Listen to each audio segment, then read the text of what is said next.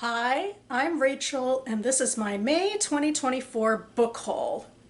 So, my May book haul didn't go the way I expected it to because I got sick with COVID during the weekend that I would be going to the Gaithersburg Book Festival, which is one of my big to-dos of the year, usually, when a COVID pandemic or actual COVID isn't stopping me anyway.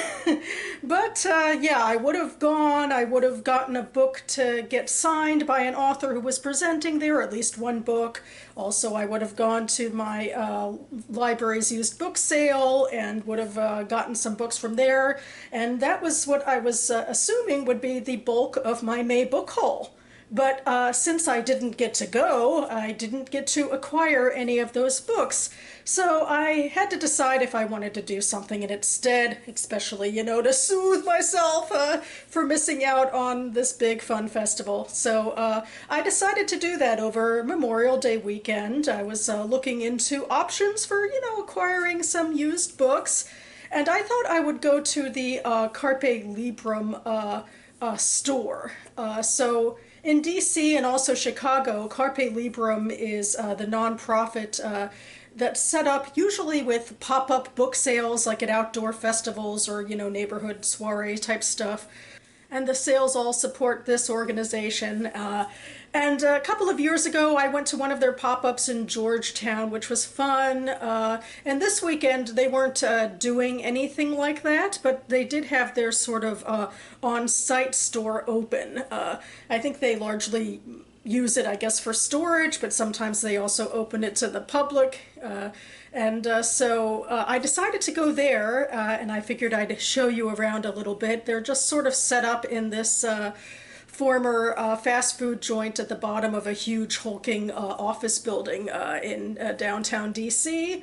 And they had a nice variety of books, maybe not as large as I would have hoped in, some of my favorite categories. For example, there was no science fiction or fantasy. And they weren't organized alphabetically, which was a little frustrating for me because usually I try to scavenger hunt using my alphabetized list on my phone. I didn't end up finding anything on my list, but I did find some things that I decided to buy. And I also went to a park that was right across the street from the bookstore. That was really fun. So anyway, I made a little afternoon of it as my compensation for missing Gaithersburg, and I hope you enjoy.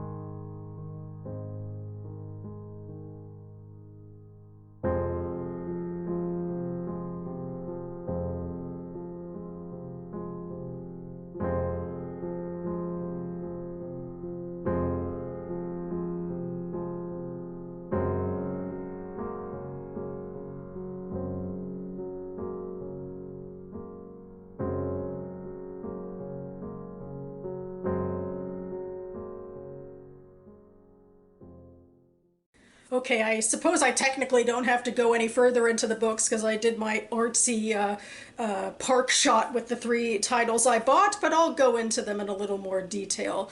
And I'll go from the oldest title to the newest, and they are all translated Israeli fiction by two authors that I really want to read more of their backlist.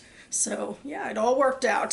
So the first one I have here is Panther in the Basement by Amos Oz, and this is a very short little novel, and it's historical fiction taking place in the late 1940s, I believe, tracking Oz's childhood neighborhood in Jerusalem.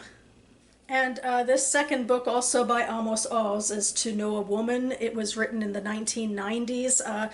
It's more contemporary fare about, I believe, a middle-aged Israeli man in a world of women, I think, in his family, trying to find his way through, middle-aged ennui with Israel as the backdrop.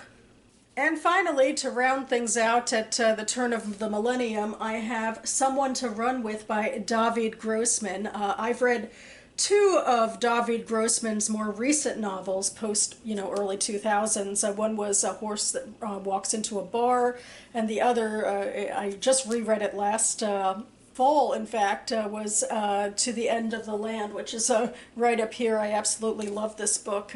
And it's about this Israeli woman who, when her son is fighting a campaign in the West Bank, decides to sort of divorce herself from reality and go on this trek into the Galilee with the boy's father, her former lover, and they sort of go through parts of their lives and experiences together. It's just a really powerful book. And so here is another one of Grossman's books, and I'll just read from the flap. Earnest, awkward, and painfully shy, 16-year-old Asaf is having the worst summer of his life. With his big sister gone to America and his best friend suddenly the most popular kid in class, Asaf worries away his days at a lowly summer job in Jerusalem City Hall and spends his evenings alone, watching television and playing games on the internet. One morning, Asaf's routine is interrupted by an absurd assignment: to find the owner of a stray yellow Labrador retriever. Meanwhile, on the other side of the city, Tamar, a talented young singer with a lonely, tempestuous soul, undertakes an equally unpromising mission: to rescue a drug-addicted boy from the Jerusalem underworld and eventually find her dog.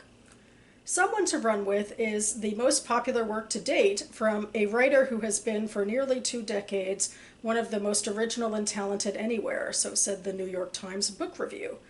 A bestseller hailed by the Israeli press and reform politicians such as Shimon Peres for its mixture of fairy tale magic, emotional sensitivity, and gritty realism. The novel explores the life of Israeli street kids, whom Grossman interviewed extensively, and the anxieties of family life in a society racked by self-doubt. Most of all, it evokes the adventure of adolescence and the discovery of love as Tamar and Asaf, pushed beyond the limits of childhood by their quests, find themselves and each other.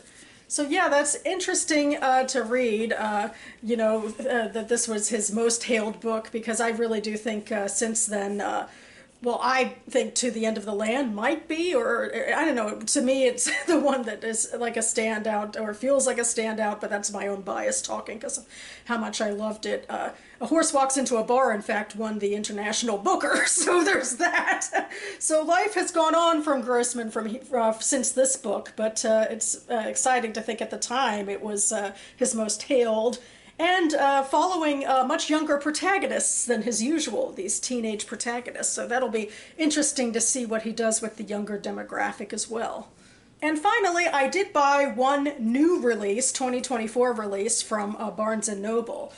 It is a sequel to a fantasy series I've been very excited to read and continue. Book 2 is Relics of Ruin by Aaron M. Evans. And I really love these covers. I have the first, book, Empire of Exiles, as well, and it just like I don't know, they feel like really busy covers, like maybe speaking to a lot of world building going on, or that's my bias when I look at these covers and just how much is on them. So anyway, I won't say much about Relics of Ruin because it's a sequel, but this takes place in a secondary fantasy world.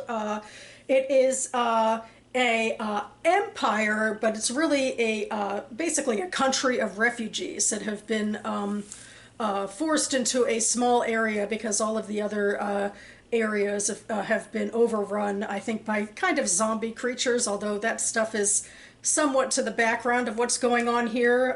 It's a world full of multi-cultures and people trying to sort of get along. And the magic is like an elemental sort of magic, and the main characters are all archivists who use their magical powers in sort of maintaining the history of this world, which all of that stuff is really fun and world building. And on top of that, you know, for people who like plot, Evans has put on some murder mystery plots on top of that.